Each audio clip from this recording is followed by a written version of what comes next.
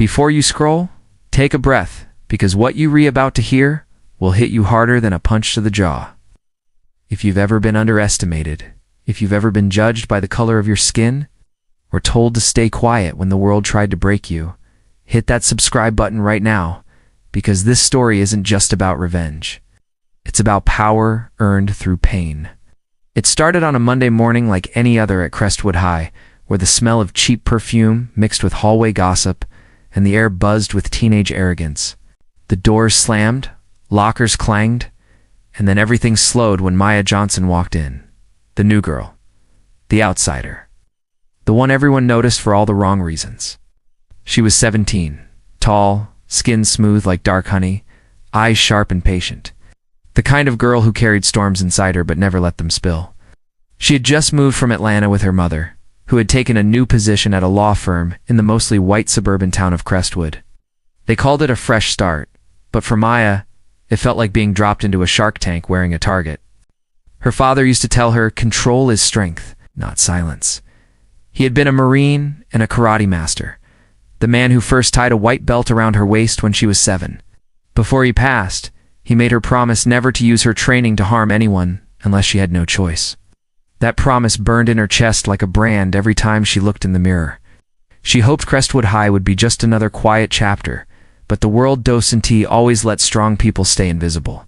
From the moment she walked through those polished hallways, she could feel the eyes on her, the laughter that cut off mid-sentence, the glances exchanged between kids who thought their privilege was armor. She ignored it, head held high, backpack slung over one shoulder, posture perfect. By the time she reached her locker, the first whispers had already started. She's new. She's from the city. She probably thinks she's tough. None of it mattered to her. But somewhere behind her, 3 people decided that it did. Ashley Monroe, the queen bee of Crestwood High, blonde, beautiful, and rotten at the core. Her boyfriend Kyle Peterson, the school's golden boy quarterback with a mean streak he hid behind dimples. And their shadow, Lindsay, who followed them like a loyal dog hoping for scraps of validation. They ruled Crestwood like it was their kingdom, and anyone different was fair game. At lunch, Maya found a quiet table in the corner and opened the book her father had given her, The Way of the Empty Hand. It wasn't just about karate. It was about discipline, patience, philosophy. She was mid-paragraph when a shadow fell over her tray. Ashley stood there, holding her soda, smiling with eyes that never reached her soul. "Hey," she said, her tone sweet but poisoned. "You new here?" Maya nodded once. "Yeah, cute. Where are you from? Atlanta?" "Atlanta?" Ashley tilted her head, smirk tugging at her lips. "Wow, must be different out there." Her friends laughed. Maya looked up slowly, her gaze steady. Different's one word for it. Ashley's smile faltered for half a heartbeat. Then she shrugged and turned to Kyle. "Guess we're getting more diversity this year," she said, loud enough for nearby tables to hear. The laughter was quiet but sharp. Maya didn't rise to it. She closed her book, picked up her tray, and walked away without a word. And that silence, her refusal to play their game, made Ashley furious. Over the next few days, it escalated. Her locker was tampered with. Books went missing. Snide comments echoed in hallways. "Watch your bag," one boy whispered. "You might get robbed." It was the same old script, different stage. Maya endured it. She had endured worse, but even patience has limits. The breaking point came on Thursday after gym class. Maya returned to the locker room to find her duffel bag dumped out. Her clothes scattered, and her father's old photo creased, worn, sacred, lying face down on the wet tile floor. She picked it up slowly, wiped the water away with trembling fingers, and saw Ashley leaning against the lockers, Kyle beside her laughing softly. "Oops," Ashley said. "Guess your stuff couldn't handle Crestwood." Maya looked at her, expression unreadable. "Shouldn't have touched this." "What are you gonna do?" Ashley taunted. "Hit me." "Go ahead, give us a show," Kyle snickered. "Come on, new girl. Show us that Atlanta attitude." Maya took one slow breath, remembering her father's voice in her head. A true warrior fights only when there's no other choice. She picked up her things, turned her back, and walked away. As she left, Ashley called after her. "That's what I thought, you're all talk." The next morning, a video of Maya's locker being trashed was circulating on social media. Caption: City girl learns her place. Hundreds of likes, dozens of laughing emojis. Maya felt something inside her harden. That night, she went to the old community center on 3rd Avenue, the only dojo within 20 miles. The place smelled of dust and nostalgia. Sensei Tanaka, her father's old comrade, stood at the far end, sweeping. When he saw her, he froze. "Maya, need to train," she said simply. He studied her for a moment, then nodded. "You've been gone a long time. I forgot who I was. Then let's remind you." For the next 2 hours, she moved like fire reborn. Every punch, every kick, every breath reminded her that strength was never lost, just slept.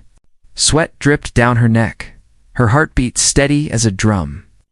When she left, the night air felt lighter, like she had reclaimed something sacred. The next day at school, the bullies sensed the shift before she said a word. Maya's walk was different, measured, grounded. Her eyes didn't flicker anymore. When Ashley passed her in the hall, she muttered, "What's with the attitude, ninja?" But there was a tremor in her voice. Maya didn't even look at her. That silent defiance was gasoline on Ashley's fire. "She thinks she's better than us," Ashley told Kyle later. "We need to remind her where she stands." By Friday, the plan was set. Fake rumors spread like wildfire. Maya's gonna fight after school near the gym. The whole school buzzed with anticipation. The bullies didn't want to fight, they wanted humiliation. They'd make her look like a coward when she didn't show. But Maya heard the rumor too and decided not to run. When the last bell rang, she walked out to the courtyard, where half the school had gathered. Phones up. Laughter humming like static. Ashley was already there, perched on the steps like a queen, awaiting a challenger. "You came," Ashley said, feigning surprise. "Didn't think you'd show up. You wanted me here," Maya said. "So here I am." "Good," Ashley said, stepping closer. "Maybe now you'll learn your place." The crowd cheered. Kyle smirked, rolling his shoulders. "You sure you don't want to back out, sweetheart?" "I don't back out." "Then let's play," Ashley sneered, shoving her hard. Maya stumbled but caught her balance effortlessly. The crowd howled. "What's wrong?" "Scared?" Ashley taunted. Maya's jaw clenched. "You don't want this," she said quietly. "Trust me." "Oh, I do," Ashley said, pushing again. This time, Maya didn't move away. She moved forward. Her hand shot up, catching Ashley's wrist, mid-motion firm, but not cruel. The crowd fell silent. Ashley tried to pull back, but Maya's grip was unshakable. In one fluid motion, she twisted, redirected, and released. Ashley spun and fell, not hard, not hurt, but humbled. A ripple of gasps spread through the students. Kyle surged forward, furious. "You don't touch her," he barked, lunging. Maya sidestepped, swept her leg, and let his momentum carry him to the ground. He landed with a grunt, staring up at her in disbelief. "What the hell, control?" she said softly. "Something you should learn." For a heartbeat, nobody moved. Then the crowd exploded, half cheering, half recording, phones flashing. The teachers arrived minutes later, chaos erupting. Maya didn't resist when they escorted her to the principal's office. She didn't argue when they asked what happened. She just said they wanted a show. Gave them one. That night, the video went viral. "Karate girl humiliates bullies." Within hours, it hit 1 million views. News outlets called it the ultimate high school justice. But Maya didn't feel victorious. She sat in her room, staring at her father's photo. "I didn't want this," she whispered. Her mother, exhausted, sat beside her. "Sometimes," she said softly, "the world forces us to prove who we are." Maya shook her head. "It's not about proving. It's about ending it." But deep down, she knew this wasn't over. Because people like Ashley don't learn from humiliation. They plot revenge. And as the sun rose on Monday morning, whispers filled the halls again. The bullies weren't finished. They were just getting started. The next Monday morning, Crestwood High was electric with rumors.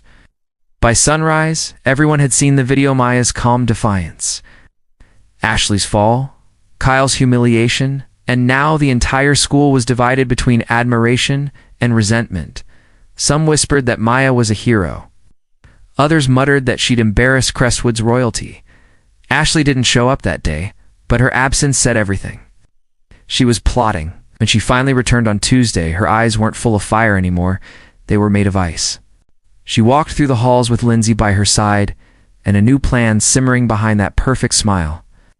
Maya kept her head down, pretending not to notice the stares. She'd told her mother she wanted to transfer schools, but the paperwork would take weeks. Until then, she was stuck in the lion's den. During class, she could feel Ashley's gaze burning into her back, but she didn't react. Her father-esque voice echoed in her mind. The fight IS&T, always on the mat. Sometimes it's in the silence before the first move. Still, silence had a cost. That afternoon, Maya went to her locker and found a dead rose taped to the door with a note. "You regret making me look weak." Her stomach tightened, but she tore it down and crumpled it without a word. She wasn't afraid of Ashley, but she knew how dangerous humiliation could make people. The rest of the week was calm, unnaturally calm. Then, on Friday, chaos returned. Her locker was broken into again. This time, the bullies had stolen her karate belt, the one her father had given her when she earned her black belt at 14. They posted a photo online of Kyle holding it like a trophy, captioned, "Guess the city girl's not so tough without her ribbon." Maya's heart pounded when she saw it. That belt wasn't just fabric. It was a lifetime of sweat, blood, and her father's memory. She felt rage stir beneath her calm exterior, but she forced herself to breathe. Revenge needed patience. That evening, she returned to the dojo.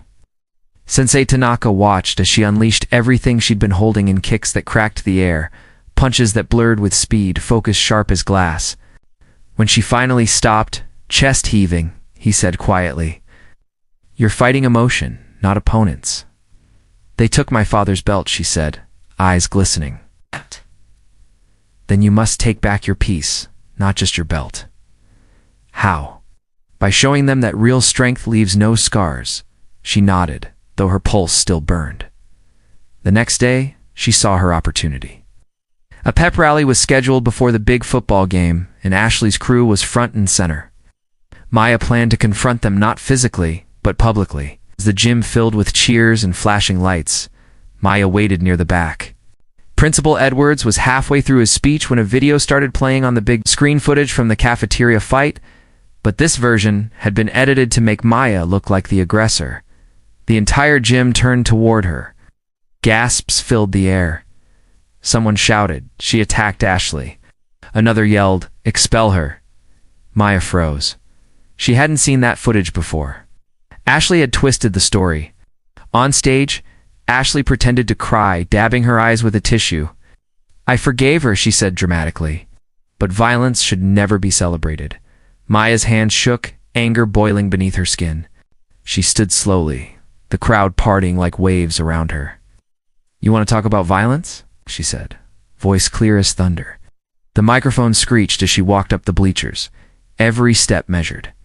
"You invaded my locker. You vandalized my things. You stole from me. Now you lie to protect your ego." Murmurs rippled through the gym. Ashley's fake tears vanished, replaced by fury. "You're crazy," she snapped. "No," Maya said, stopping inches from her. "I'm disciplined. There's a difference." The room went silent. Principal Edwards tried to intervene, but Maya lifted her hand slightly. "Don't worry, sir. I'm done." Then she turned her gaze back to Ashley. "You can try to destroy me with lies, but truth always lands harder." With that, she walked out, calm as ever, leaving 1,000 phones recording her every step.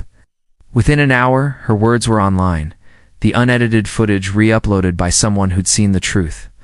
It went viral again, but this time, the narrative changed. Comments flooded in. She stood her ground. She didn't even raise a hand. That's real strength. The more people rallied behind her, the angrier Ashley grew. That night, Maya's phone buzzed, non-stop texts from classmates, strangers, even local reporters. But the last message she saw wasn't public. It was a private DM from an anonymous account. "You think this is over? Tomorrow, you'll wish you never moved here." Maya showed her mom, who wanted to call the police, but Maya said, "No, I'll handle it." Saturday came quiet and gray. Maya went for a run before sunrise, her footsteps soft on the pavement. She replayed every moment in her mind, the laughter, the cruelty, the humiliation, and realized she wasn't just fighting for herself anymore. She was fighting for every person who'd ever been targeted for being different. That night, she attended the football game not to watch, but to end the story. She stood near the stands, who'd pulled up, scanning the crowd. Ashley's crew was clustered near the concession stand, laughing, pretending nothing had happened. Kyle spotted her first. Well, he said loudly. If it isn't our little karate queen. Maya didn't reply. Come on, Ashley sneered. Got something to say? Yeah, Maya said quietly. Give me back my belt. Oh, this Kyle dangled it mockingly. You want it? Come get it. He tossed it toward the ground, expecting her to beg. Instead, Maya moved. Fast. She stepped forward, swept it from the air, and straightened up in one motion. Her stance changed. Her energy shifted. The laughter died instantly. You don't want to do this? Kyle muttered, suddenly unsure. No, Maya said. You don't want me to. Then she stepped closer to Ashley, voice low enough for only her to hear. You've spent weeks trying to prove you're strong by breaking others. But real strength is restraint. You could have stopped this any time. Ashley's lips trembled. You're threatening me. No, Maya said. I'm reminding you, and then. Without another word, she tied her belt around her waist, turned, and walked away into the stands. Cameras flashed, but this time, the story was already written. The next morning, police were called not because Maya had done anything wrong, but because Ashley's parents filed a complaint about harassment. The principal reviewed everything again, the notes, the videos, the evidence, and, finally, the truth was undeniable. Ashley and Kyle were suspended indefinitely for bullying, blackmail, and defamation. Maya was cleared of all wrongdoing. As she packed her locker that afternoon, Lindsay approached her, eyes red. I didn't know they'd go that far, she said softly. I'm sorry, Maya paused, then nodded. You don't have to apologize to me. Just don't be like them. Lindsay swallowed hard. You're not scared they'll come after you again? No, Maya said, closing her locker gently. Because they already lost. That night, she placed her black belt back in its wooden case beside her father's photo. I kept my promise, she whispered. Outside, thunder rumbled in the distance, but inside, everything was still. She had fought her battle not with fists, but with dignity. And though the scars of that week would linger, she knew she had transformed from the new girl everyone mocked into the storm they could never silence.